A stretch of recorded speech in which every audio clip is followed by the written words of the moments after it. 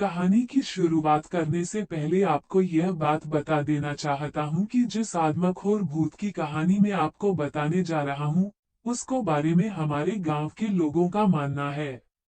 मेरा उस भूत से कभी सामना नहीं हुआ और अगर सामना होता तो आज मैं इस कहानी को बताने के लिए जिंदा नहीं होता। लोग कहते हैं कि वो भूत घने जंगल में रहता है और रात को जानवरों का शिकार करता है।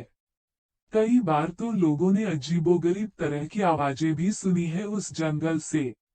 कोई भी उस जंगल के आसपास नहीं जाता और लकड़ियां काटने वाले तो पास के गांव वाले जंगल में चले जाएंगे पर उस जंगल से लकड़ी लाने का भी नहीं सोचेंगे। लोग कहते हैं कि बहुत से लोग उस जंगल में खो चुके हैं और जो भी खोए हैं, लौटकर वापस कभी नहीं आए हैं। क्योंकि एक तो वो जंगल काफी घना है और दूसरा वो आदमखोर भूत तो इंसान दिखते ही उसे पल भर में मार दे। ऐसे में किसी का भी उस जंगल से बच निकलना मुश्किल ही नहीं नामुमकिन है। गांव वाले एक कहानी के बारे में बताते हैं कि एक बार उस भूत की मुठभेड़ हुई थी कुछ लोगों से।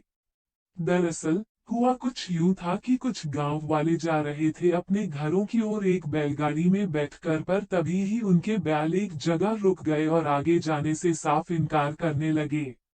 ऐसे में उन सभी ने सोचा कि इनको क्या हो गया है। उस समय वे कुल 5 लोग थे और सभी के सभी बैलगाड़ी के ऊपर बैठे थे। तभी उन्होंने जंगल में से किसी के चिल्लाने की आवाज सुनी। यह सुनकर वे 5 और वो 2 बैल काफी डर गए। उन्हें पता चल गया था कि ये वही आदमखोर भूत है और इसकी कहानी सच्ची है।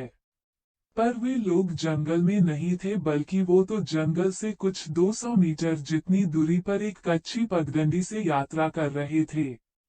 तभी एक आदमी ने जोर से बैलों की पीठ पर रस्सी को मारा जिससे वो बैल तेजी से वहां से भागने लगे और गांव में पहुंचने के बाद ही सभी लोगों को चैन की राहत मिली।